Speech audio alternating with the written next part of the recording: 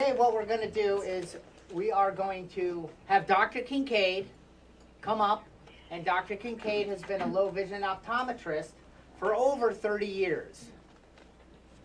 And he specializes in customized glasses that enable people to read and see in the distance. And he will present on that, and he will talk to us a bit about the eye and some new innovative technology out there. So then I'm going to come up and I'm going to do a presentation, and then we're going to go into a team piece where Tracy and I are going to do a talk. All right, so Dr. Kincaid, please help me welcome Dr. Kincaid.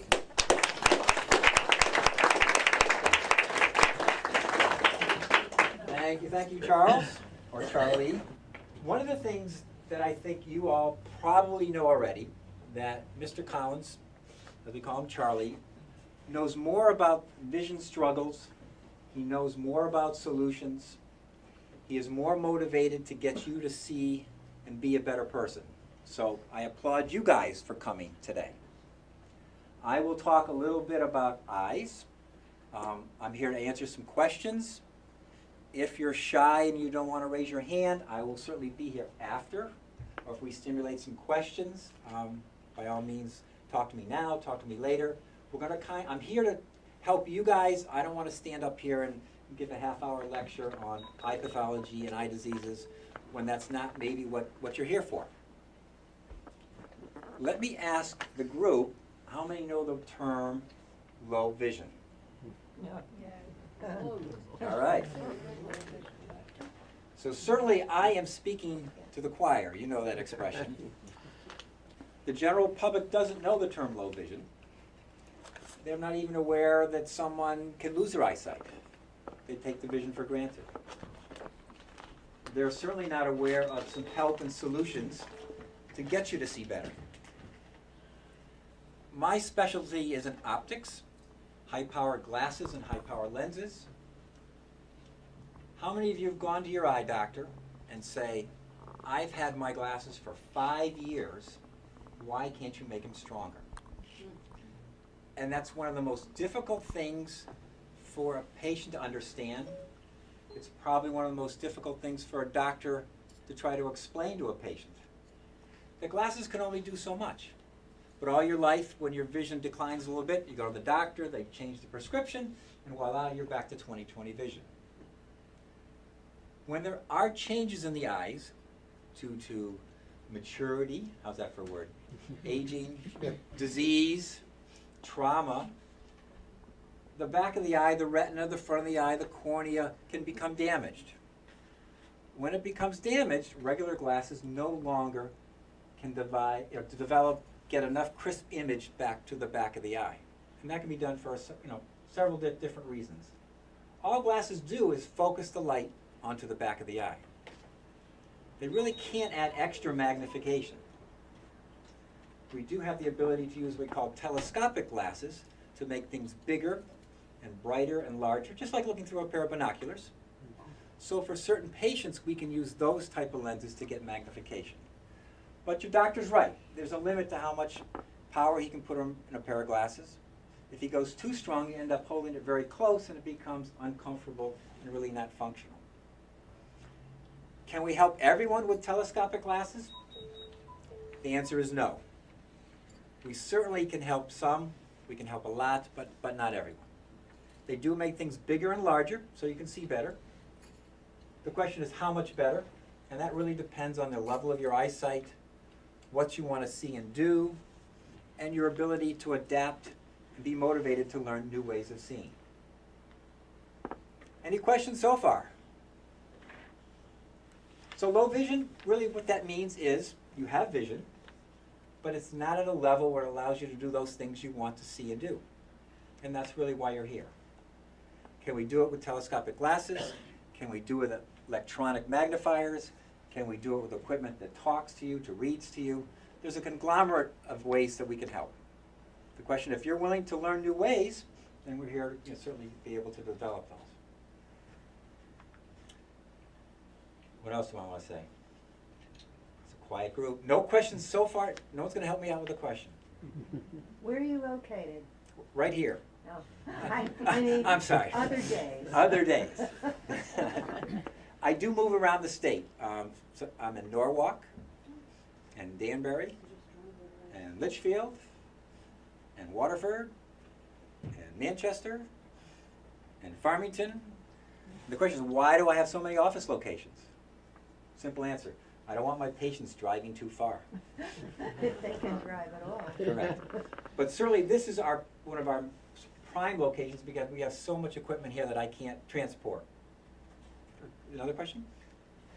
What's the percentages of people with macular degeneration, someone, like in my mother's case, optic neuropathy, is one more widespread than the other? Great question. So let's talk about, the question was macular degeneration and a condition called optic neuropathy. So what is macular degeneration? In the back of the eye, in the retina, is a very sensitive area where your 20/20 vision is. That's called the macula. For some reasons we fully don't understand, the macula can change. Either genetics, it can happen in your teens, it can happen in your 50s, it can happen in your 70s. The age-related form of macular degeneration, the older one gets, the greater likelihood that will develop. We do have treatments for the wet form, and that is a condition where blood vessels grow and leak in the back of the eye where they really shouldn't. The dry form is strictly an aging, maturing changes in the back of the eye that at this point we really have no medical treatment. There are some vitamins and supplements that do tend to slow down the progression, but at this point there really is no cure. For wet macular degeneration, we have a series of injections that are done to stop those blood vessels from growing and leaking. They're done every 6 to 8 weeks, depending on the patient's vision and their needs. Can I Oh, sure, go ahead. put you on hold? Thank Yeah. you. Optic neuropathy takes the signal, let me backtrack. The eye has a nerve that goes back into the brain. That nerve is made up of over 1 million nerve endings. If that nerve does not deliver the signal to the brain properly, the image is blurry. Usually with a condition called optic neuropathy, the eyeball is healthy, but it's the nerve delivering the signal from the eyeball to the back of the brain that becomes damaged. So help me a little bit more. Where else do I want to go with this? What's the difference? I guess I just wanted to know, which, most people have one? Macular degeneration is by far the leading cause of low vision in seniors. Okay, By far. Yes, ma'am. she's the one with the I had optic neuropathy, and there was a period of years between the eyes. The right eye went first, and then approximately 3 years later, the left eye went. And I saw the pictures, and behind my eyes, totally covered in blood. So the question is blood. I'm not familiar with optic neuropathy having blood. That's a little unusual. I'll leave it to my mother. I do my best. Yeah. Great. Any other questions on macular degeneration? Yes, ma'am. Is it common for the dry kind to become wet? Excellent question. So let's talk a little bit about genetics and statistics. That's always an exciting topic. If you have a parent who has macular degeneration, we believe that there is probably a 50% chance that you as a child will have it at some point over your lifetime. 85 to 90% of people have the dry form of macular degeneration. Typically, it is a slowly progressive condition. It affects one eye first more than the other. 15 to 10% of people with dry macular degeneration develop into the wet form. That is a more dramatic onset, a dramatic loss in vision. Years ago, the treatment was with laser to seal off those blood vessels, but that actually did a lot of damage as well as the treatment. So the question is, if someone has dry macular degeneration, you are at risk as developing it into the wet form. So that's many reasons why your doctor says, all right, there's no changes, but I want you back here in 6 months, because they're kind of following to see if it will change. Did that answer the question a little bit? Gonna go the other way around? With treatment, the wet form of macular degeneration does dry up, and then you can consider it to be the dry form. When there's no more leakage, then it's considered back to the dry form. And there's no treatments for optic neuropathy? There's no- Optic neuropathy, there are no treatments. Nothing What? you can do to slow it down? I think it probably depends on what the underlying causes are. Sometimes there's steroids, depends if there's inflammation, but that's an individual case. You know, once there's nerve damage, optic neuropathy is very similar to glaucoma, a disease where the pressure builds up inside the eye and damages that same nerve. Once the damage is done, we can't restore the vision? And I get asked that a lot. Why not an eye transplant? We can do hearts, we can do lungs. You know, why can't we replace an eyeball? And the reason is there's over that million nerve endings that are connected that eyeball to the brain. So what we have to learn is how to connect those million cables, and that's a lot of work. Yes, question in the back. How does loss of peripheral vision relate to this or doesn't? Excellent question. You guys are good. Macular degeneration affects your center vision, your 20/20 vision. Meaning you have no difficulty walking out to the mailbox, to the street, opening up the mailbox, reaching in and pulling out the mail, but you're not able to read it because you've lost your fine detail vision. You know, without assistive aids, you really just can't look at it. There are other conditions that affect your side vision and often leave your center vision unaffected. Glaucoma may be one of those. Retinitis pigmentosa may be another. So, help me again. So where do you want to go with the question? Well, I want to know if it has anything really to the question before that, if you were explaining about the vision loss. Right. So macular degeneration is only the center vision. You have trouble seeing people's faces, but you know people are off to your side, so you never lose that. You always have your ability to walk and get a feeling where you're going, but it's the detail, to see someone's face, to look at a road sign, to look at television very clearly. That's what gets affected with macular degeneration. Yes, ma'am. How effective have the shots proven to be for the wet macular degeneration? How effective have the shots proven to be? I really tell my patients that for the majority of people, it does not restore or bring back the vision. It keeps it from getting worse. You know, occasionally we will hear stories where the injections will restore some eyesight, but most of the time it's really done to keep it from getting worse. If you have wet macular degeneration in one eye, there is a 50% probably rate over your lifetime that you will develop wet in the other eye. Yes? Is there a cure for retinitis pigmentosa? Retinitis pigmentosa, there is no medical cure. We do believe vitamin A, 15,000 units, tends to slow it down. But that retinitis pigmentosa, or called RP, is strictly really a genetic condition. So that someday maybe we're going to have gene therapy and some other ways to manipulate the gene so that condition doesn't manifest itself. Yes, ma'am? Is there any studies at all for optic neuropathy? I'm ready to volunteer. I am probably not the person to ask that question to. Okay. And I assume probably do you have a neuro-ophthalmologist that you go to? A specialist? No. Okay. So that would be a question to ask your doctor for a referral maybe to a neuro-ophthalmologist. I get that. I don't know. Technology is certainly moving forward. We do have what's called the implantable miniature telescope for some patients with macular degeneration. I talked about telescopes and glasses. For certain patients, we now have the technology to actually implant the telescope. And this is really cutting edge.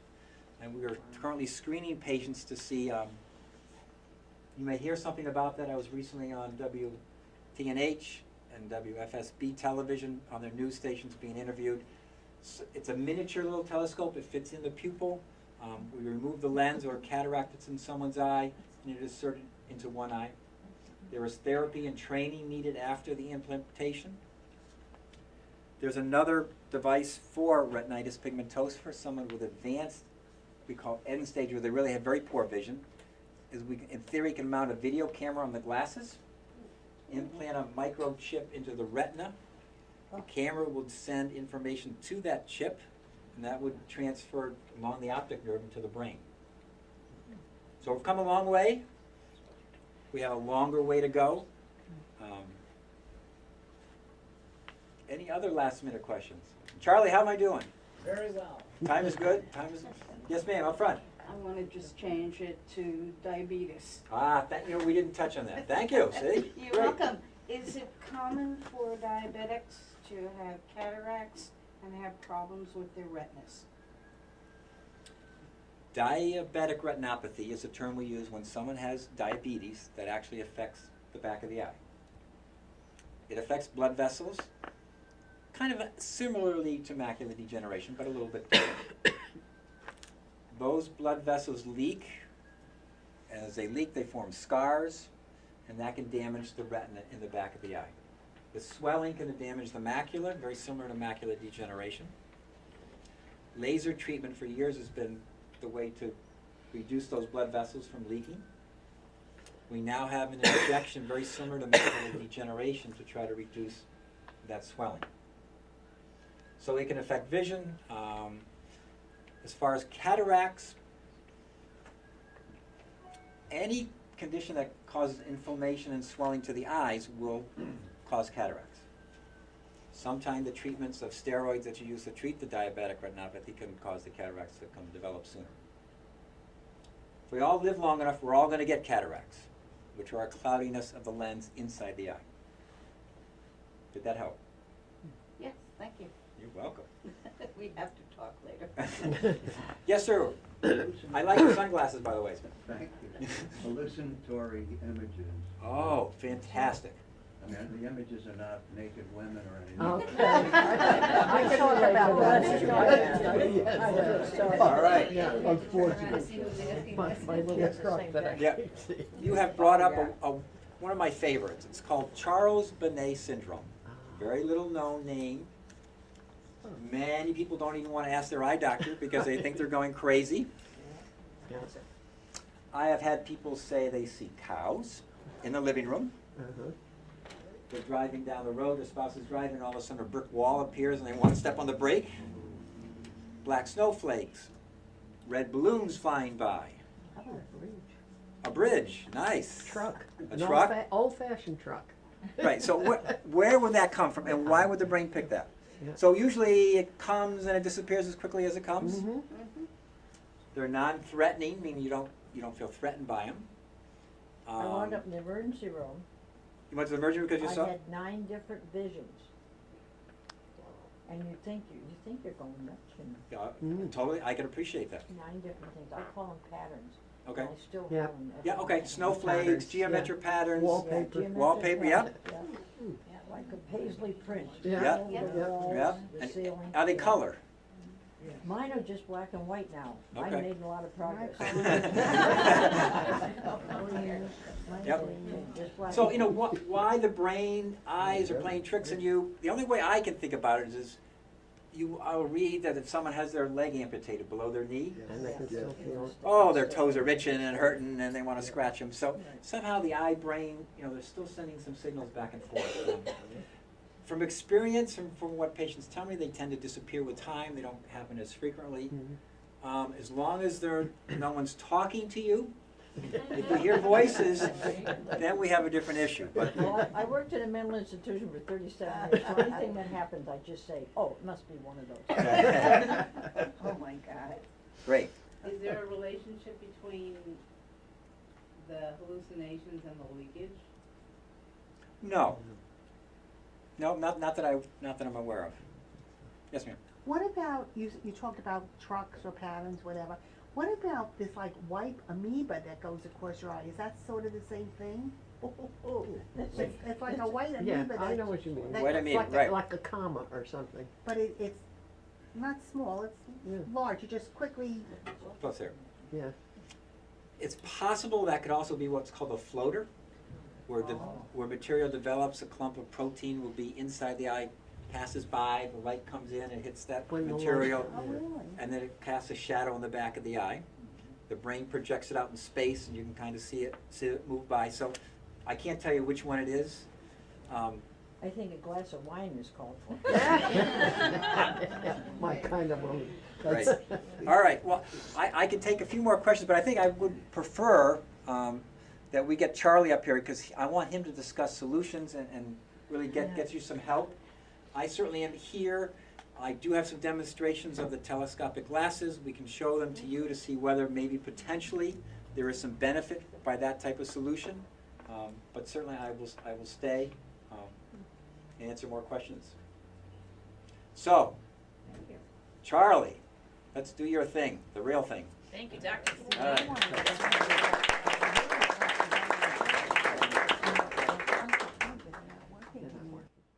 And so that's what I wanted to ask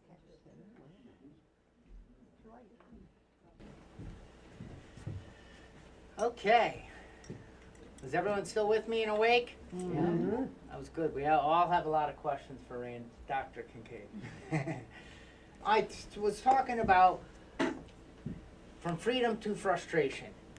Now, those of you who don't know, at age 9, I was diagnosed. My parents and I, along with my 4 sisters and brothers, finally were sat down and told the truth that 4 out of 6 kids in your family have juvenile macular degeneration. Oh my God. Stargardt's disease, whatever, but it's a form of macular degeneration that children get. And I thought, that's great. But they didn't offer us much from that point, except the fact that there's nothing we can do. So, fast forward going through. May I ask something, dear? I'm sorry? How do you get it? I mean, it's just, you're born with it, and it just happens Correct. to your eye? Yes. Just Is like it- is anybody. Hereditary. Just like. It's a diabetes, gene like passed in. Diabetic, Because my mother diabetic, I did understand, that. yeah. And So so I what went the through many chances years my of children- life at this time with a lot of fear and frustration and denial, and I focused on what I couldn't do and the problem. But that finally, at 23, came to a head when I surrendered. I surrendered to the problem in my eye that was controlling my entire life. It was controlling my every move, the fact that I wasn't going anywhere, the fact I couldn't read anymore. So since high school, which I barely got out of, I didn't read much in high school. All the way till age 23, I didn't read. I didn't look at print. Why would I? I can't see, was my motto. People would hand me something to look at and I would just hold it. So I go into this and I surrender to that thought that I'm nothing because of my macular degeneration. And I raised my hand at that time in my life. I asked for help. I asked for help and I got help. Help came in a way of a video magnifier. I have no idea what this big machine is with print on a screen that they want me to put on a tray and read, but I was willing to learn. And then I got a computer and I started using software that enlarged everything. And then I got pocket magnifiers, lighted magnifiers, and correct lighting around me, and my world started to change. It changed so rapidly that within 3 years in the business that I started working in, I became the vice president. Me, the legally blind dumb guy, whom I told myself I was for many years, has now just went from cutting the grass to the vice president of a multi-million-dollar organization in 3 short years. Why? Because I first surrendered to the eye disease. Secondly, I asked for help. And third, I took action. I used the tools and the products in my life to get to where I wanted to go. So, I left that business and I started this company. Why? People ask me a lot, like, what? Well, most people don't. Isn't it true that all of us, you don't look blind, okay? Most people with low vision, people kind of look at you funny when you struggle, like, well, you got something going on up there? No, it's actually, I can't see it. Because I've got my body. I guess I don't look visually impaired unless you let me drive your car, you'll find out. And I'll do that too. Go ahead. So what happened for me was something inside of me. There was a transformation in my life, but something inside of me was telling me there was more for me. So that's what happened when I walked out of the motorcycle business, and I came and a thought came to me to open a place to help people put their hands on products, to learn there is a better way of life, and to teach them how to see again. Because there is a one fact here: we don't see with our eyes. We don't. We see with our brains. And with a good, positive brain, really anything is possible. So I go ahead and I start Vision Dynamics. And we open up a store, my dad and I, and people are coming in. We're helping people for many years.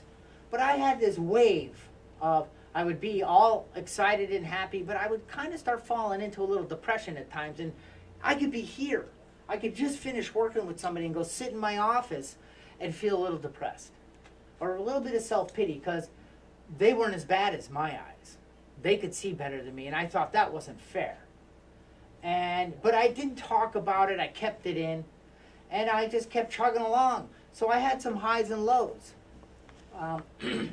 But I was sitting on my computer at home, and the thing is I was afraid to share this struggle with certain people, or anybody actually, because everyone said, you're doing so well. Look at you. You have a business. You're legally blind. You have a business. You have children. You have a house. You have kids. You have this wonderful life. And you shouldn't have a problem in the world, but I did still. But I wasn't willing to share that. So I was sitting at my computer, and an email came in, and it said something about self-esteem. And I thought, I think I know. Self-esteem is what I think of myself. And I thought, well, at times I don't think well of myself. I still have that little monster on my shoulder telling me I'm less than. I'm not good enough, and poor me for having low vision. So I started reading about self-esteem. That was a cane. I started reading about self-esteem, and I started learning, I started learning all this neat stuff. So I went and bought these CDs, and I started listening. Anyone here ever heard of Jack Canfield, Chicken Soup for the Soul series of books? Oh, yeah. Well, this was Jack Canfield's. He had took products to help with a low self-esteem. And I didn't want to admit, I had low vision, but I don't know about that low self-esteem stuff. But when I started listening, I started learning that I wasn't taking responsibility. I still was blaming a little bit outside of me. I still was mad at doctors because they couldn't fix me. I still had some struggles that I wasn't willing to admit to. So I learned all this great stuff. And then I found out that this guy offered seminars. Seminars? I mean, I could actually meet Jack Canfield? So I signed up in San Diego, California. So after 6 months of getting these CDs, and listening over and over, you want to talk about learning. I never knew at that time of my life, this is 2006, 7. I didn't know up to that time there was a thing called personal growth, self-help. I didn't know any of that. I just showed up every day, worked hard, built a business, helped customers. I didn't know that there was something like I had to take time to help myself. No such thing. I'm busy. So now I'm learning there's this whole personal development, personal growth world, and these gurus are teaching me through CDs, and I'm learning so much, and I'm getting more and more excited. Matter of fact, I'm starting to now share this with customers. I'm learning that a lot about the brain, and I'm getting excited. So I get on a plane. 6 or 7 months later, I get on a plane and I go out to California. Now, I'm legally blind, and I'm not telling the airline I'm visually impaired. I mean, that's just too much information. I do now. I tell everybody because they give me that the cart, drive me around the airport. As we fly by the walkers. And I'm okay with that today, but I wasn't back then. There was no way I was sharing that with the airline. So I landed in Chicago. That's a really big airport. And I took a left instead of a right. I walked about a mile and went, darn it. But I didn't ask. I turned around and went back the other way, and I got on my plane, and I ended up in San Diego. First time in my life there, and I was like, wow, this is where I want to live. Yeah, it's nice. The palm trees, the beautiful air, the ocean, the perfect temperatures. Yeah, I was it's like, wow, no wonder why all these rich people live out here. So I went into this seminar. There were 388 people attending it. And we lived in villas, and these villas had beautiful palm trees all around them. I had my own kitchen, and I'm like, I can't believe I'm in this room. I mean, we had a special rate. It had to be a $500 a night room. It was as big as my house almost. And I just felt really special. I was like, wow, this is amazing. What I did when I got there was I walked the entire grounds. I learned where the hall was. I had everything mapped out. So when the morning came, I wouldn't be stumbling around. I planned ahead. So the morning came, I went and I got into the seminar and I sat in the front row, and Jack Canfield came walking up on stage, and I'm like, wow. And as soon as he talked, I'm like, that's him.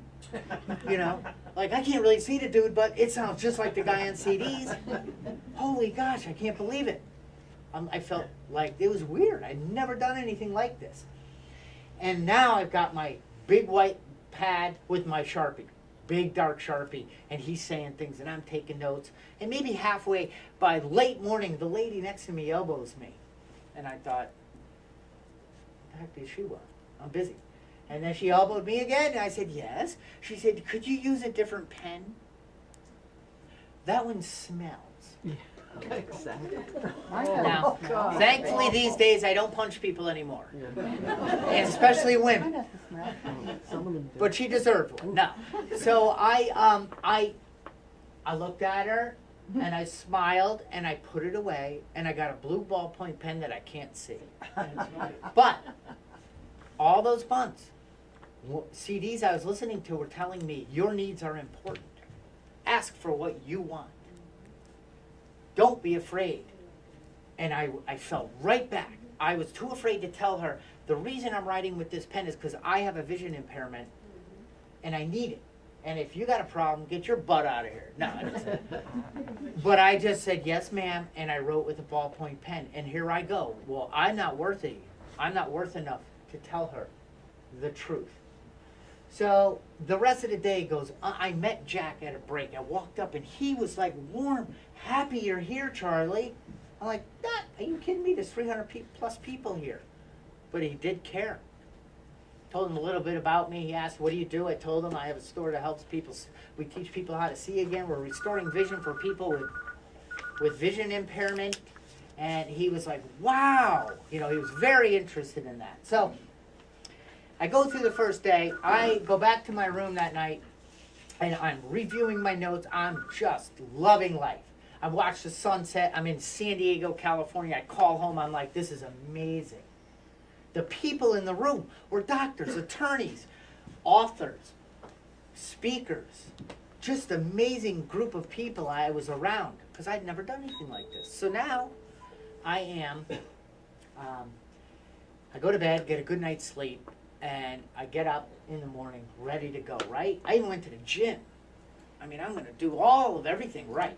So I go to the gym and I work out and I come back and I get dressed, and I'm dressed better than I had dressed in a long time because of a little fear there. I want to make sure I fit in, and they thought I was important. And I just wanted to. So I go early and I walk up to the thank you, the registration area. Tracy had to help me out on that one. And I said, hi, I'm here. And they're like, you're pretty early. I said, I know, but I want to get a front row seat. And they said, well, all the badges are out front. I'm like, what? Badges?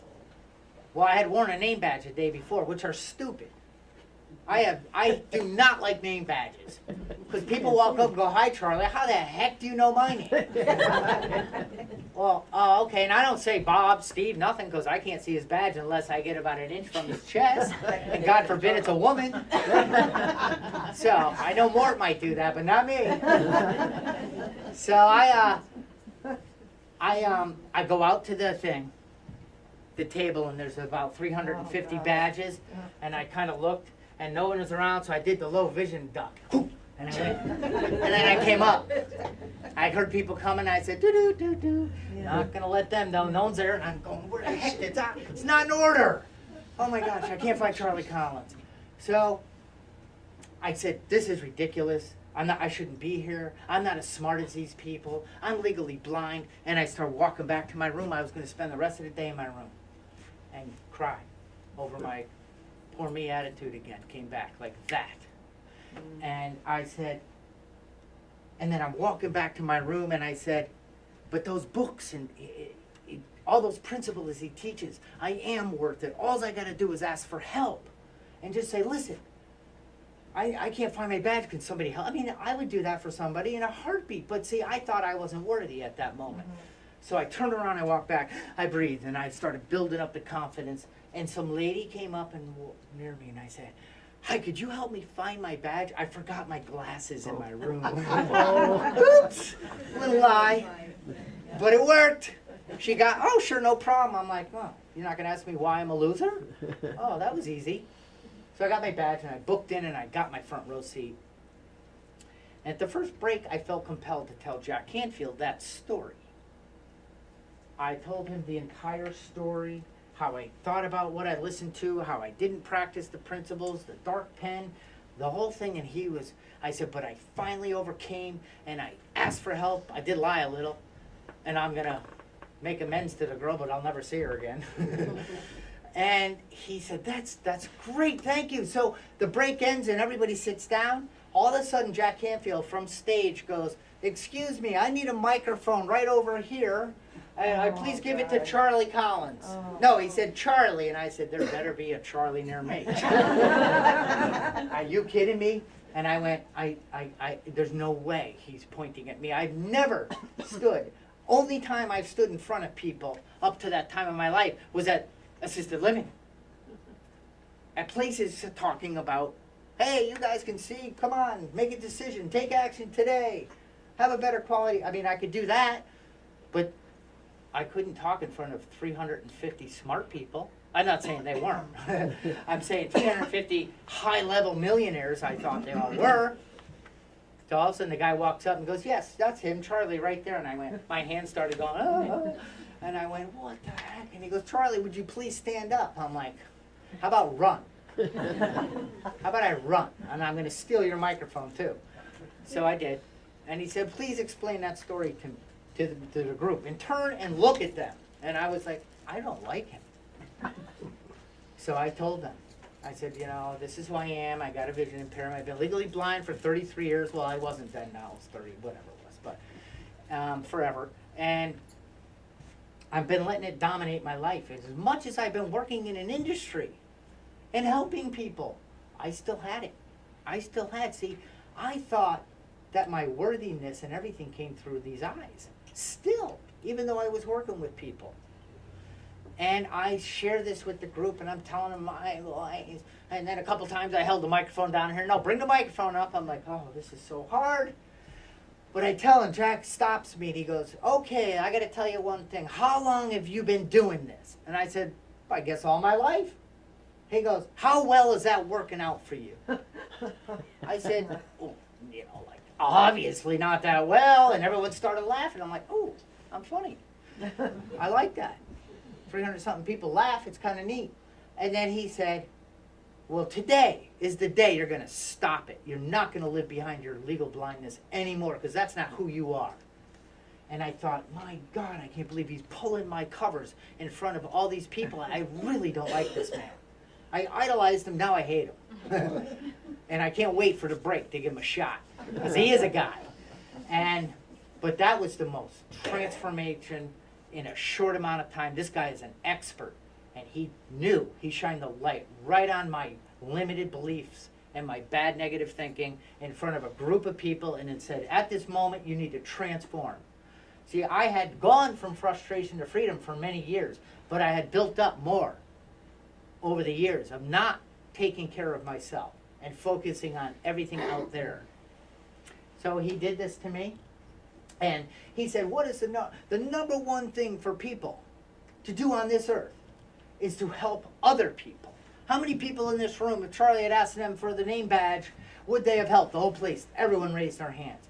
And then he said, how many of you would be, and the police just erupted and started clapping for me, and I thought, wow, this energy inside of me and the tingling throughout my body.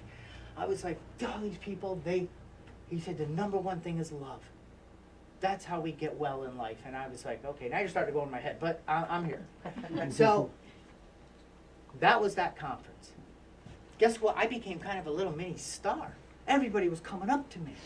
Oh my God. Well, first of all, I love the people who are sighted and don't get it. And they're like, oh, it is amazing that you were able to come here. Do you need help to the bathroom? Get out of here. I'll do you any day. Heck no, I don't. If I need help, I ask. Nowadays. But I don't like help when I don't ask. Unless she's not like it. So I go to the back of the room and I sign up for the next seminar. Why not? Hey, I made so much growth in a short amount of time. I said, I love this. And I signed up for this 7-day program, 7 straight days in Arizona. It's called Breakthrough to Success. Okay? And they even said, it's a beautiful time of year in it because it's dry heat. So I get off the plane and I start walking in Arizona. I'm like, dry? It's 112. This is disgusting. And it was not as beautiful as San Diego. By no means. It was dry, like cottonmouth, and dry eye. And I walked in, and when I walked up to register, there were some women there and people, oh, hi, Charlie. I'm like, I'm famous. I like this. Oh, hi, ladies, and whoever you are, I can't see you. Oh, let me come down and take a look. Ooh, I remember you. So I go into this thing 7 straight days. But I want to tell you something. I had another massive growth. And the reason of all this is that we need to keep taking a look in the mirror. We need to keep taking inspired daily action. Because this thinker inside of us, and I know, and I'm not alone. I found out sighted people have that same dude in there too, who says, you're not worthy, you're not good enough, don't try that, you don't know how to do this, don't bother asking for help, you'll bother people, they're too busy, I can't get a ride. And I could write a book on what I can't do in life and how not to bother anyone. I could write that book. But now I'm starting to write a new book talking about solutions, positive, who I am and what I want in life and how to get it. So I go through 7 straight days. On the first day, Jack Hanfield even remembered me. Hey, Charlie, welcome. I'm so happy you, man. I'm like, hey, what's up, dude? We're buddies now. Can I have your email? So he says on the first day, on Friday, I'm going to ask 2 people. Sure. I'm going to ask 2 people to come up on stage. Now there's 420-something people in this one. I'm going to ask 2 people to come up on stage and do a talk in front of the group. And I remember my heart going, doof, doof, thinking, oh my God, I would never do that. Oh God, he did it to me that time in San Diego. There's no way. So, but guess what? When you know what you want, you visualize it. Remember, we don't see with our eyes, we see with our brains. Okay? So if we all shut our eyes and think about an apple, or water dripping down the sides of an apple, if we think of our front door at home, or things that, for us who had sight for years and know what it looks like, we can vision that. Vision is done in the brain. Sight is done in the eye. So all these CDs in time I'm learning, it's all about vision. Because where there is no vision, people perish. I've seen people die from macular degeneration. And not because they drove, because they could not get out of the mindset that life sucks. And I give up. I surrender to life and macular, and not in a positive way. Certainly. So I decide at that moment, there's no way in heck I'm going to do this. But for something inside of me said, but you want to be a speaker someday. And everybody tells you, get up there and talk in front of people. You have something to give. I said, all right, well. So that night I went home. I didn't go home. I went to my massive villa, another amazing room, and I started practicing. I started going, hi, my name is Charlie Collins, and I don't know what else to say, but I'm practicing. Okay, let me try. But I walked, and every break in my room, and then I started getting more. I am the co-founder. No, I'm not a co-founder. So I did it every day. I visioned myself standing on the stage like Jack Canfield. And Thursday came, I did this day and night, practicing my speech like I'm actually gonna do this. Like there's no way, but why not? I followed the principles of what they were teaching. And on the Thursday, the last day, he said, okay, this is the last time you have to hand in your 3x5 index cards. With the reason why I should pick you to stand up on my stage and speak in front of my audience. And I thought, well, 3.5 index card, those are too small. I mean, I need a 35, a massive one, because I write big. And I said, so I can't fill out the card. It's obvious. And geez, did you ever think maybe somebody could write it for you? Heck no. That would mean I really want to get up on his stage. So, I ripped off a piece of paper when there was about 15 minutes left. I said, Dear Jack, this is Charlie. I think my life experience of overcoming adversity in my life would be of help to your group, and I'd be honored to be up on your stage. And I paste and paste and paste. I can't do this. I can't hand this thing in. What happens if he'll never pick me? Oh my gosh. And finally at the last minute, like threw it at the table. And it went in the bin. Friday rolls around. I wake up going, oh no, you handed that thing in. That was stupid. Maybe I should go ask the girls for it back that I handed it to. Maybe I should get that back into my possession so I don't have to worry about this because I'm worried. And what happened next? He said, all right, we're ready for the talking part. The speaker's coming up on stage. First guy is Jim. Jim walks up there. He gets on stage. He was an orthopedic surgeon. He had inflection and depth in his voice. He worked the stage. He talked about how alcoholism, how he lost everything in his life, his practice, his kids. They even changed their last name until the day he was sitting in his apartment with a big knife pressed in his sternum, thinking, all drunk, saying, it's time. I've got to end my life. And then he talked about the transformation of how he got well. I mean, it was, you could hear a pin drop. It was so good. And then I remember at the end when he's thanked and he's clapping, I'm going, oh my God, I would never want to follow that guy. So I'm sitting there like, I got to get out of here. I'm getting so nervous. All of a sudden Jack goes, all right, the next speaker we're going to have up on stage is Charlie Collins. And I didn't even pay him. I have never shaked so bad in my life. I was like, very scared. I was thinking of me. I was thinking I wasn't good enough to be up on his stage. All that stuff was coming back, but see, I was fighting that stuff now. I'm going to move through this. I want a better quality of life. And I walked up on stage. I could barely breathe. They mic'd me. And the kid putting the microphone on put his hand on my shoulder and said, don't worry. I mean, because he could feel me vibrating the stage. Don't worry, Charlie. You're going to do a great job. Jack wouldn't have picked you if he didn't think so. I'm like, he doesn't even really know me.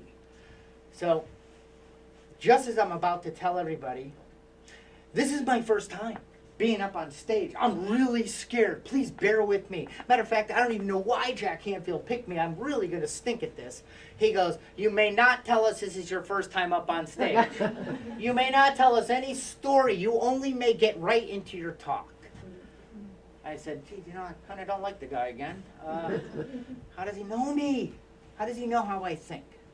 See, I used to think I was so darn unique. I'm a garden variety macular degenerate. Okay. Just a degenerate. I'm aged. So I do my thing. And you know what kicked in at that moment? The fact that I've been practicing all week. The fact that I saw myself doing it. The fact that I said, and I got a standing ovation from over 400 people. And when I looked from left to right at this standing ovation, wow. I was in a place that I hadn't been to. It brought me to this I knew I had just grown spiritually, mentally, and physically again. Amazing. So the next thing, I unmic myself. Stage is up quite high. And I go, thank you. No, I didn't do that. I wasn't that cocky yet. But I decided, I knew over by Tracy was where I had to get off the stage. But I said, you know, these guys know they have no idea what legal blindness is, but they think I'm pretty dang blind. So I'm going to play a game on them. It's amazing how stuff comes. So I walk like this, like, okay, goodbye. And I walked towards the stage, and right at the edge, I went, ah, like I was going to fall off it. And not only did everyone down there jump to catch me, but the place erupted and jumped up, and another standing ovation. I turned to walk off the stage, and I've never looked back. Thank you.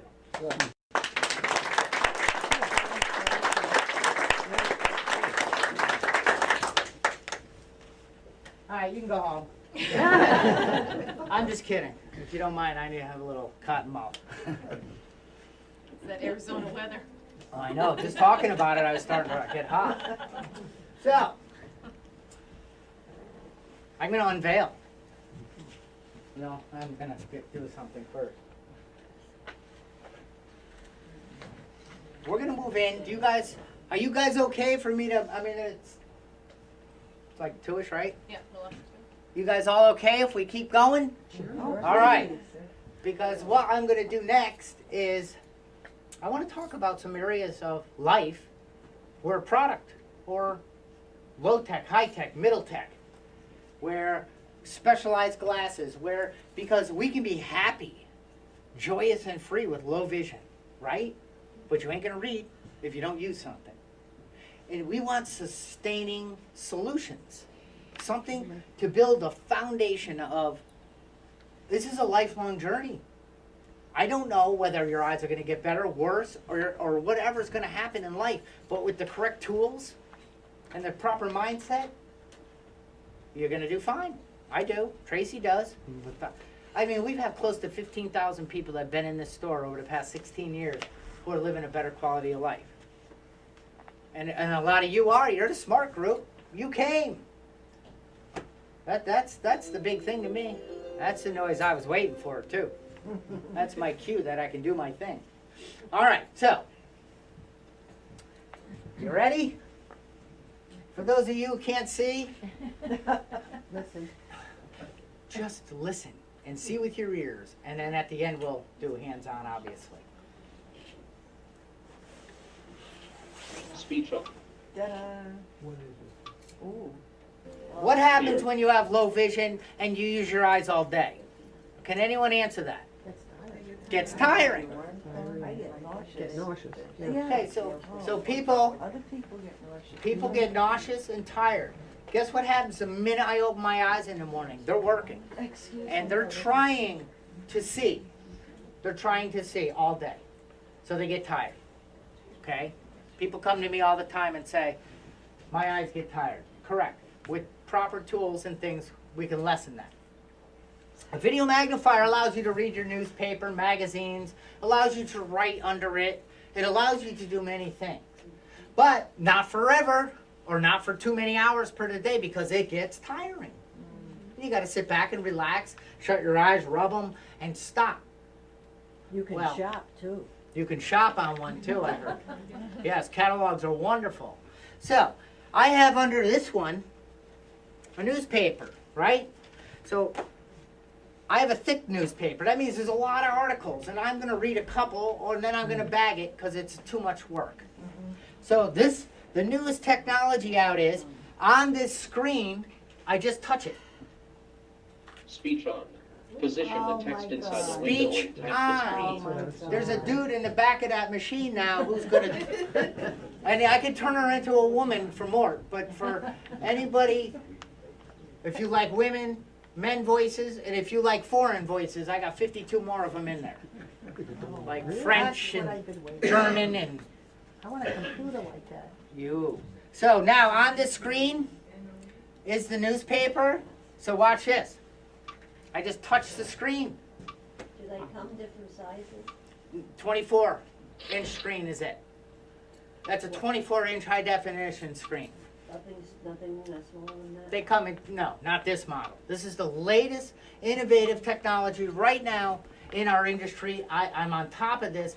This We're machine, troubled by state audit of schools cross. this thing got me excited. And believe me, it takes a lot nowadays. So on this screen, I have an article from the newspaper, and now I know this is the article I want to read. Check it out. I just touch it.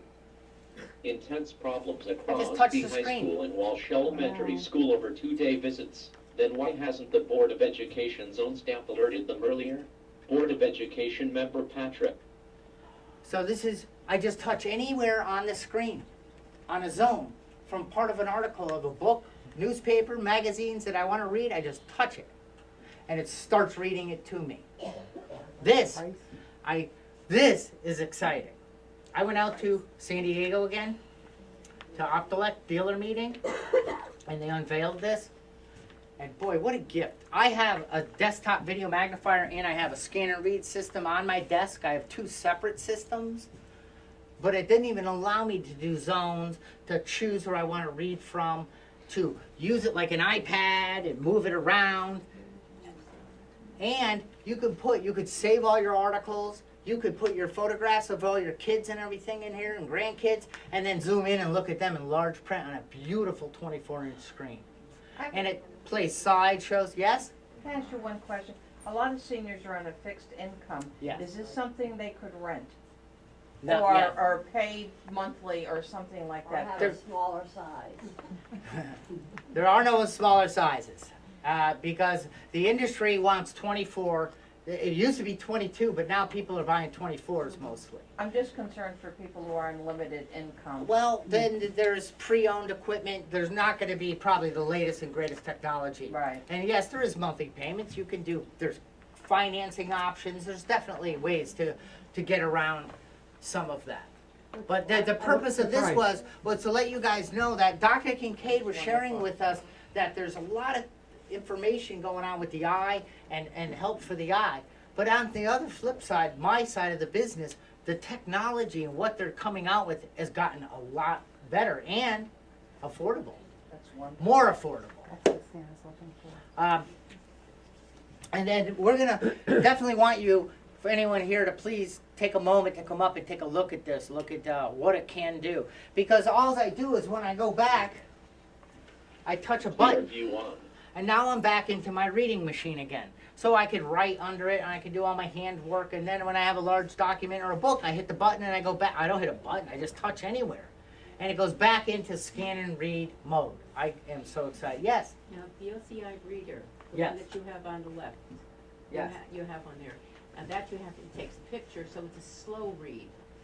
This one here is actually it's quick also. Right. Well, what's the difference between them? The difference between them, there's a smaller one up here that takes a picture and reads to you. It has batteries in it, it has a handle, it's portable. It's for when you go. Oh, it's all hooked up. This is the one for when you go to your, about 30 cables in it. This is the one you take, it's where if you want to go jamming down the road, but it's also the one you take when you travel, go to different people's homes or things. And the men Or take you it want to to- read, The men take it to the bathroom. yes. Yes, if you have enough counter space, go for it. Just don't return it. So Is that, that a scanner? yes. All right, so now what we're gonna do here is, we're gonna move into the Charlie and Tracy and Charlie show, part of the event. And Tracy and I are just gonna we are gonna talk about different areas. I first wanna ask, does anybody have any questions? Please raise your hands high and ask. Casper, you raising your hand or touching something? What's the price? Oh, wait, back here there was a hand. Yeah. Would you be able to put the iPad under that? Yes. Yeah, okay. Oh, you could. You could take a Kindle or an iPad with the print on that screen and it'll take a picture and read it to you. Or you could just look at the iPad. I used to, till I got to know mine, I navigated my iPad and my iPhone underneath that thing to learn it. Yes, there was a question somewhere up front. What's this one right that you're looking? This- Nope. These things? Yeah. The portable handhelds. Oh. That are, basically take handheld magnifiers and give you much larger magnification in Like a a little Pebble? digital screen. Can Sorry? you tell me Yes, how much they, better Like than a the Pebble. Same idea. the handheld, how much are they? They start at $295 and go up to $1,200, depending on need and style and the one you want. How much is that one? Which one? The one you, $36.95. Wow. 1200, I mean, the page that you're reading is still the page you're reading, what's the difference between? I'm sorry, I don't understand your question. The price is different, but I mean, saying that because of the. Size of the maker- screens. The makers, are making the price? No. Like See, it this sa- one it over says, here is the I'm going to one the in the store, left. Can you see I want that? it I can see one. it. It says No, I'm that's going the to the one I store have. and another, so there's two Not that different big a ones. screen though. Why are they different prices? In the industry, I think you're talking about the portables, and the Yes, I am. portables are all very comparable in pricing, just like cars, like Ford, Chevy, and like that. They're all, nah, yeah, but they're all comparable. So a 4-inch screen from one manufacturer costs pretty much the same from all the other manufacturers. What makes this company has a real small one, and then a 4-inch screen, a 5-inch screen, a 7-inch screen. They have a good range depending on your needs, and they all range in different pricing. And how much is a 7-inch? The 7, the biggest, nicest one is $11.95. So, Tracy, what is the most common question you get when people come in the store? How can you help me read my newspaper? Well, we've determined that quite a bit. And then they'll say, and the lighting, my doctor told me something about lighting. What's the difference in lighting? Black and white and white on black. Different type of bulb makes it brighter. The light, Black on white and white on black, some people perceptions, look it's better. with completely one. changed, yep. They have this thing that I got. Right, so with macular, as Dr. Kincaid was talking about, in the center of our eye and the ability for detail, it's also the ability to appreciate contrast. And you lose that, particularly with macular degeneration and many other eye conditions as well. So contrast can be accented with good lighting and also sunglasses. If any of you have ever worked with me, you know I talk about particularly sunglasses as well. And one of the things I wanted to mention is right in between what Dr. Kincaid talked about and Charlie is they both talk so much about and believe so much about what you can do for yourself to actively participate in keeping the vision you still have healthy. And we're going to cover that a little bit as we talk about lighting and sunglasses and attitude. Certainly Charlie's presentation he just did, you know, totally encapsulated how important your attitude is and where that's going to get you from here to living in a place of freedom. Attitude is huge, but staying healthy. You know, a lot of the information you got earlier today could have been interpreted maybe even as discouraging, as, you know, am I going to be eligible for the implant? Am I going to be, you know, looking at cataracts down the road? There's a lot we can do to give ourselves a good fighting chance in preserving what we still have. We can take an active role. Don't be the one that just sits there and says, this is all happening to me and there's nothing I can do. Tools are a great way to take action against what's happening. But also stay healthy, both in your mind and physically. Drink water, eat those green vegetables, you know, all that good stuff. So think about all that. We can talk about that more afterwards. But, you know, lighting is a big part of that. So Charlie, definitely talk about lighting. Well, Tracy brought up something. We used to hear out there that knowledge is power. Actually, knowledge is not power. The application of knowledge is power. I had done many things in my life where I learned something, but I didn't implement it into my life, and I got no results. Because just knowing something, who cares? Know-it-alls, that's what we call them. Know-it-alls and do-nothing-alls. So the goal, walking out of a place where you might have got some information, you learned some stuff, and you want to try some things in your life, it's always the application of the knowledge is where the power is. You made me think of that. I made you. Yeah. All right, so lighting. Yes, question. With regard to lighting, we have a situation where it's a workstation, and on one side we have a computer screen that we have to read from, largely numbers. On the other side we have something paper lying on top of the table. Question number one is, does it take two different kinds of light to amplify those two media? Number two, can you help us identify what kind of lighting we need for each of those? And if this isn't the right time to do that, can we do that after this meeting, or how do we do that? Yes, we can do that a little bit in the meeting and after. but the first question I wasn't clear on, you talking about lighting your screen better on your monitor or just the surface? Yeah, the monitor is one part of it, so I have to be able to, and he's talking about me, so Sure. I have to be able to see this computer screen. And I'm also dealing with a piece of Right, paper over right. here that Okay. I have to look at and then maybe input something from that paper Onto onto the, the computer. And we did talk a little bit to somebody about the Zoom software, Yes. so. But we were struggling with lighting. We know that lighting is a huge part of this, and we just wondered if you had any ideas. yes, we have several.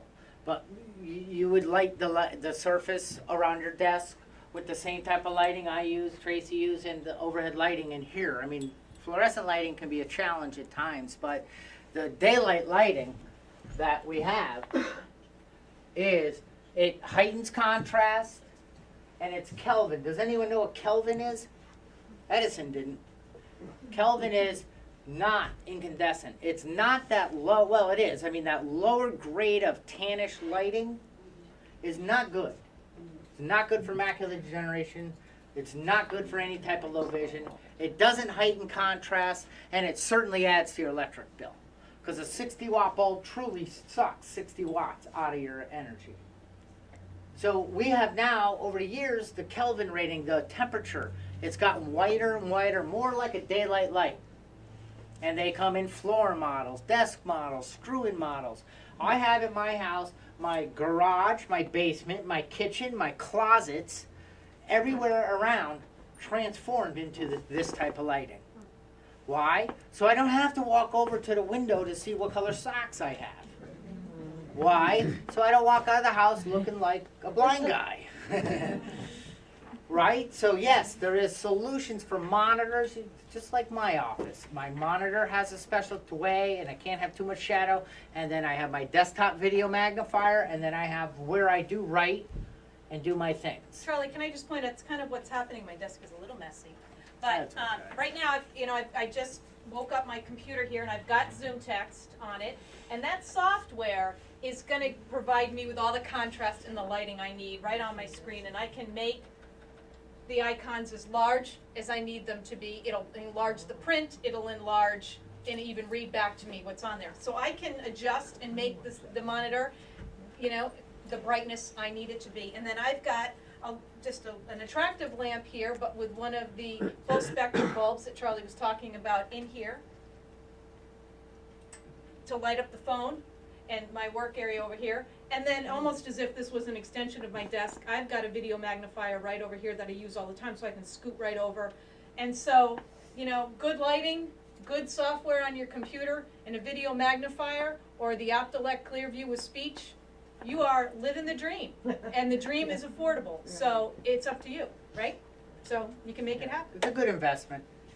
All right, so another area. Yes, front. Question, something in the front? Yes. Oh. Do you have the computers that are touchscreen also? No, No. because the people in our world, Yeah. we either need large print or, and in large print and touchscreen don't work because they don't line up. You can have touchscreen like an iPad with voiceover speech on it. I mean, we could dive into so many areas of products and things that are out there, but I wanted to, there are computer solutions, and there are Mac computer solutions. There are Windows computer solutions. There are simplified desktops with very simple 4 buttons on them, contacts, email, World Wide Web, that you strip away all of Windows. So we have very simplified computer solutions because you should be online. If you choose. See, another thing, I think it might have been Tracy or a customer taught me such a big lesson. My independence, what I choose, what I call independence, is not what you do. I couldn't believe that. I mean, I want to be extremely independent. To getting to work every day, to almost everything I do. It kind of sometimes bothers my wife because I don't ask for help and I like to be, but I'm a little bit stubborn too. So, But that isn't the case for everybody, doesn't want the same, so what is your definition of independence? Can I give an That's a example goal. of that? The stubbornness? Does it have anything to do with me? Can you drive? Yeah, driving. Illegally, yes. I'm gonna take you out later in Ellen's car. Driving. Yes, Tracy wants to give an example. Well, the example is, I'm a runner, Charlie's a cyclist, loves his bike. We are both independent people. I recognize when I run, I need a guide. It is the safest way for me to go. If I'm in a safe area, I run with my phone so that if I ever need help, I can call for assistance. Charlie's like, I never go with my phone. I don't want anybody to be able to reach me. And he doesn't ride with a guide. Because that's his form of independence. That's what helps him feel good. And he's successful at it. I'm just as independent as he is, but I do it differently. Perfect example, except I have had a couple of flats. Oops. So, that's fantastic. Thank you, Tracy. Yes? What's the purpose of the telescopic eyeglasses? What do they do? Well, you remember Steve Austin back, the $6 million man? Yes. Yeah, I always wanted that bionic eye, let me tell you. And then I kind of wanted Jamie Summers' ear. What's a telescope? Like right now, if I was wearing a pair of Dr. Kincaid's specialized glasses, I actually could see the people in the back row. I could scan each and every one of you to make sure you weren't sleeping. But I got to do that like this. And I'm going to trip and land in your lap. Good, you see what you look like. Yeah, that was really good. He's cute. That's why I did it. I did that once at a seniors event, and I leaned up and I went to show a lady, and she went. She tried to kiss me. I said, Good for her. and then the other day, I'm with my mother at an event, and a lady grabs my arm and goes, "Is that your girlfriend?" I said, "It's my mother." Man, you are definitely in the right place. Your mother looks very young. She does, especially for those of us who can't see well.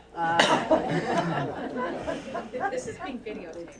Oh, that's all right. She knows where I live. So, another area, lighting was critical. It heightens contrast, it adds value. Plus, better lighting is better for emotion. Is it better for spiritual, mental facility in our body? It is. They got that cabin fever and all this stuff. Well, put the right lighting in your house, and you won't fall into that. We also talk about just your environment. We often are thinking about lighting as we're reading or writing or looking at something. But just overall in your home, it's important because mobility is an issue. And I know for me, sometimes, I'm asking my kids to help with tasks around the house. Well, sometimes they put a laundry basket where I don't know it's there. Good lighting is going to give me a fighting chance anyway to pick up that laundry basket that's on the floor that wasn't just there 5 minutes ago. So, it's important for your whole house to be well lit. So that also just moving around safely in your home. You've got to be comfortable in your home. It's your right, and you got to be safe about it. The third highest cause of disability in seniors is low vision now. First, it's heart arthritis. Number 3 is low vision. Why? Not because they can't read their mail, because they're falling. They're breaking in fractures, and they're going into the hospital. I went and spoke at a hospital. I couldn't believe it. These nurses are so smart, they have no clue about low vision and how to help people who come in with low vision. So I woke them up. That's my mission, is to get out there and wake people up. Because there's a lot of us. 527 people per day are getting diagnosed with with low vision, especially macular. And 15 million Americans right now. And that number is gonna grow. I have a question behind you, I think. Yes? Charlie, if I can call you Charlie. You may. My husband bought me one of these machines for Christmas. Changed my life. Thank I can read my magazines, my advertisements and catalogs, which she's not too thrilled about. She orders everything. But it's absolutely wonderful. It's a life changer. It is. It absolutely is. For those of you who didn't hear that, what's your name? We got her one. Lois McGuire. Oh, Lois, I know that. Lois's husband bought her a video magnifier for Christmas, and it absolutely changed her life. Boy, can I relate to that. And so can a lot of us. As much as, And yes. Charlie, who does that help? Who needs a video magnifier? What That point do you helps me think? because I'm a daughter and I don't have to read her stuff out of the magazines anymore. Right, But that's right where Tracy was going, she's Right. prompting me. Okay, okay. That's why we work well together, but that's exactly, it helps the whole It helps family. This is a everybody. family Absolutely. disease. Absolutely. Okay? Because I was miserable when I had it, and I made sure anyone around me had a little problem too. Like, this sucks, man, I can't read, and so, and my parents, I used to tell them that, I wish you never had me. It's like, really? Well, I mean, that's hard. But oh yeah, they forgive me, yes. I told my dad before I came out, I said, Dad, I'm gonna have you come up and do a spot.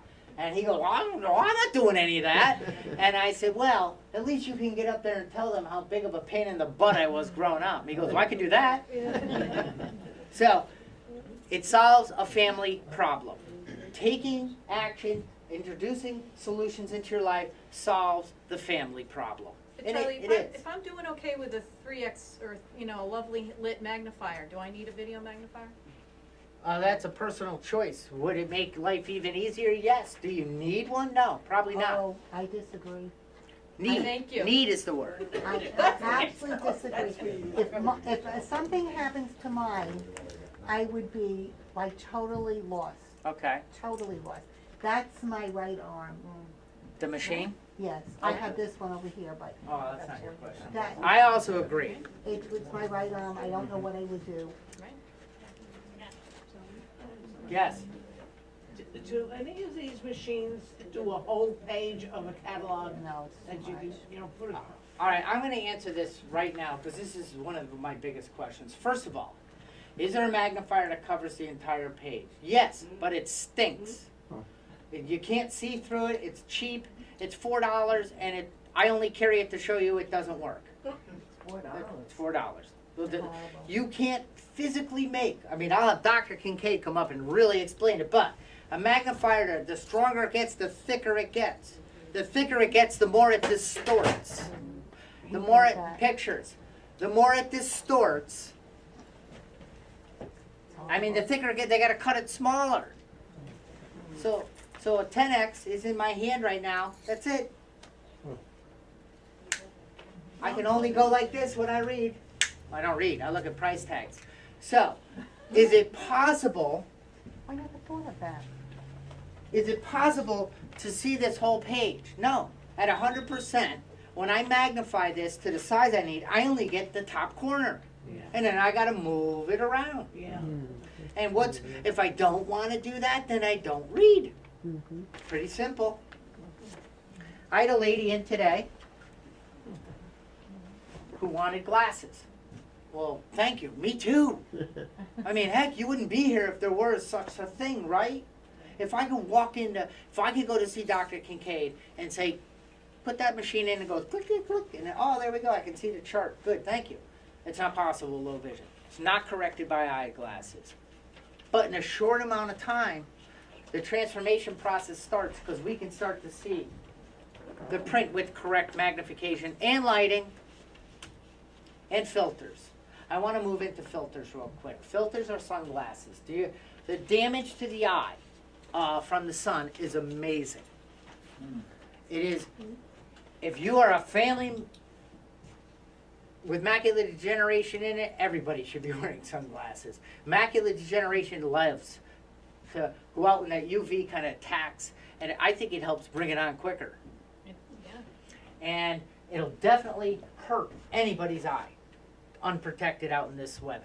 And any weather. If it's raining, I got shades on.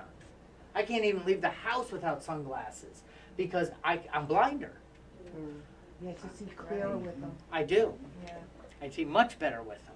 And that's that active role you can take in preserving the vision you still have. Sun can still continue to do damage, like Charlie's just saying, if you have macular degeneration. Don't think just because you have it, you're good. There's still damage that can take place, so take an active role and protect what you have. Oh, you had a question, sir. Two questions. Is any of these aids covered by Medicare? No. Are there any aids that help on Medicare? That would be Dr. Kincaid. Are there any aids that are covered by Medicare? No. Are there any aids that would help with night driving? That's when I used to prefer to sneak out the car. I thought headlights were a good aid. Randy, Dr. Kincaid, is there any aids that help with night driving? For some people, a slight yellow tint in glasses will reduce glare and improve contrast. But if you make the lenses too dark, then it decreases your vision, so. Besides night scoping goggles, no. But getting back to the telescopic lens, would that help you drive if you can't drive? No. No. Well, not in Because Connecticut. Not because I live here, because that's the law. You think Florida then? No, I think some states allow bioptic driving, right, Randy? Dr. Kincaid? Massachusetts and New York do. Did you hear that? What? You gotta move to New York. Oh, I'd love to. Anyway. Any other questions? Well, I can't really see. Somebody tell me if anyone's raising their hands. I want to talk a little bit more about the question I asked that I'd like to improve the answer on. I have people that come in and feel that with a 3.5 magnifier, and I'm going to put out. Okay, Charlie broke it. There we go. Oh, this one. Lots of you have seen it. It's a common, when you're early with macular degeneration, use it, all right? And I'll show you something like this and they'll say, I don't need something like that. And everybody who's using this can use that. And if it's something that you can bring into your life because you can afford it, or what, if your family can help you, let me tell you, it's time for it. Because if you need this, you need this. Because the video magnifier, either the video magnifier or the video magnifier with speech, somebody just asked me, what is this called? It's called the Clearview with speech. I wish they came with some cute name like the George or something like that, but it's the Clearview with speech. Something called Da Vinci, do you know that? Yeah, we know the Da Vinci. And the Da Vinci and isn't this. Olink or something? Not this. They're not comparable to this machine. Somebody asked, this will take a picture of the entire catalog page or the entire book page and read it back to you. Those do not. Okay. So, all right. So this is yes. The smaller one right behind you. That says These guys? Yeah. These are the handheld video magnifiers that Charlie spoke of. Also by Optelec, different sizes, starting from about a 3-inch screen to the 7-inch screen. The 7-inch screen is similar in feel to maybe a small iPad or Kindle in feel, but they do what these guys do, the bigger 24-inch screens, but more portable. I'll tell you from experience though, the customers that don't have a video magnifier and first start with this don't have as much success. Is it useful? Absolutely. But I find my customers who have the tabletop video magnifier, they're used to the rolling around and the changing of magnification and the contrast, transition very nicely to the portable when they're out in a restaurant, traveling for the weekend. They complement each other very well. It's not as easy to start with this, the smaller ones. I'm not saying you can't. It depends on the individual, but I'm just, over time, I find people do better starting with the bigger one and then adding the smaller one as a complement piece. Can you tell me the location of the tenement group? The tenement, no. I don't know the location of the tenement group. Sorry. I can try to find it for you afterwards. No, but- it's okay. Yes. I have one question. Are you saying you can take a picture of an entire book page? Yes. The Clearview will read it to you whether it's on the screen displayed or not. So it's out of the screen range. It will still continue reading? Yes. Where's our book? Where's the Eagle and the Rose? I know that book by heart. I think I know what you're asking, saying yes. Do you have it? It may have gone out on the desk that went into your office, Molly. It will read what is not displayed on the screen. Correct. You don't even have to, you could just turn around and it'll start from the very top of a piece of paper on an 8.5 by 11 or a book. It'll read right down to the bottom, whether you follow along, whether it's displayed. It won't stop until the last word, then it will stop. Lots of people will be curious, so we'll be demonstrating this when we're done here. We'll be doing, I think, no, it's not here, the book isn't here, so it'll be out here in a second. You'd think we'd have more books around. But. Yeah, well, we read them all, we threw them out. Any other questions? Did you go to the house and set these? Of course. That's a great question. Yep, Okay. yep. So when you these, there's no tax on these, so that is a savings Yes. on these products. And then one of the things, they can be shipped directly to you, but you're involved in putting them together. It's not terribly difficult, but for some of us, you know, getting it out of the box is not convenient. We can come to the house for, it's called our in-home package. It includes us coming out, and it's usually lovely Molly Collins, Charlie's wife, who will come to your home and set it up for you. And it's nice, it takes about a week. When you purchase it, it takes a week to come in. And that's a useful week, because you're gonna wanna find a good location for it in your home. You're not gonna wanna put it upstairs if you can avoid it, or down around the corner. You want it, this is gonna become, like so many have already said, an important focus in your day. You're gonna want it in a place that you can get to quickly. Your neighbor calls and needs the other neighbor's phone number. You know, I leave mine on at home all day long so that I can just quick, you know, put the phone number on there and get it to my neighbor. So we come in, we set it up where you've decided you want it. Molly reviews how to use it with you. And then for 2 years, if you have any issues with it, you just give us a call, and in 48 hours, we come out and service it for you. Tracy, can I ask a question? I'm afraid of keeping mine on all the time. I'm afraid that the light is gonna go out. These are on all the time. I've had one on my desk in my office since 2005, and every day I'm here, it's on from the morning until and I've never had a problem. It's not like the old projectors we used No. to see in school. No, it's not gonna, you know, you're not gonna have pictures. All right, we gotta move into the next phase. The first things first is I wanna tell you, in your bag, I don't want you to start yet, because I have some important announcements. But what we're gonna have a raffle today, okay? And I wanna do this one thing with the book. Can you guys hang with me a few more minutes? All right, so here's a book. And now I'm gonna put it down.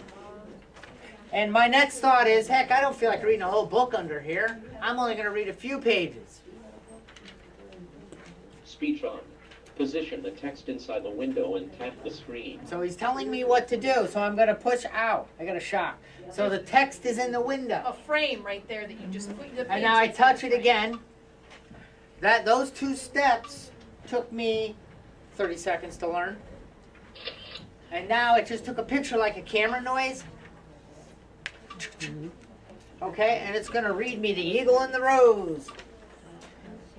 And another nice thing is, Especially Fawn was not only alive and well, Don't have to see albeit it. in another world, but at that moment actually Here's the book. them in the sitting room of the